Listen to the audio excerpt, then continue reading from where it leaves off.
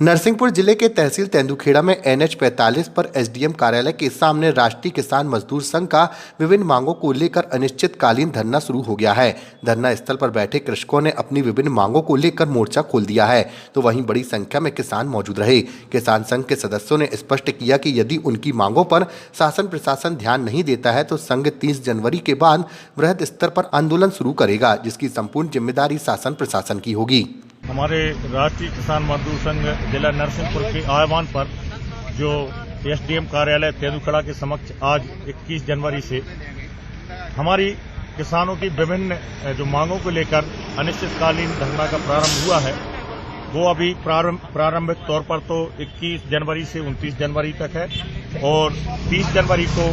हमारी विशाल किसान महापंचायत होगी, जिसमें कम से कम 10,000 किसानों का लक्ष्य रखा गया। और हमारी जो प्रमुख मांगे हैं उनमें वर्तमान में जो विंध्याचल पर्वत श्रृंखला के लगभग 40-42 गांव तेंदुखेड़ा तहसील के, इसके साथ ही हमारी उदयपुरा तहसील के भी बहुत से गांव इस परियोजना से छूट रहे हैं, जो पूर्ण रूप से असिंचित हैं। आप सभी को पता है, प्रशासन को पता है, नेताओं को पता है, जनप्रतिनिधियों को पता है कि भैया कौन से एरिया में सिंचाई जल उपलब्ध है और कहाँ माने सिंचाई जल उपलब्ध नहीं है। तो एक तो ये हमारी चिनकी ब्यौरा परियोजना में जो गांव छूट रहे हैं उनको जोड़ने के लिए, दूसरी हमारे जो 40-42 हमारे तहसील तेंदुखेड़ा गांव हैं, आप सभी को पता है किन किन गांवों में गर्मी में 2-3 महीने के लिए बहुत ज्यादा भीषण पेयजल की समस्या रहती है। उन गांवों को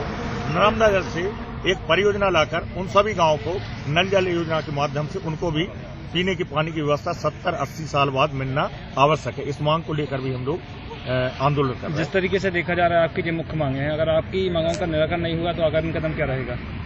अभी तो आपको जैसा विदित है कि 10 दिन का लगभग हमारा धरना है और 30 तारीख को किसान महापंचायत है। हम लोग ज्ञापन के माध्यम से माने क्षेत्रीय विधायक, सांसद, माननीय मुख्यमंत्री और हमारे केंद्रीय कृषि मंत्री तक को इन समस्याओं से अवगत करा चुके हैं ज्ञापन के माध्यम से। अगर इन 10 दिनों में हमारी मांग को संवेदनशीलता के साथ नहीं सुना जाता, निराकरण नहीं किया जाता, तो चूंकि हम किसान हैं और हमारी जो मुख्य आय का स्रोत है या हमारा जो मुख्य धंधा है वो खेती है,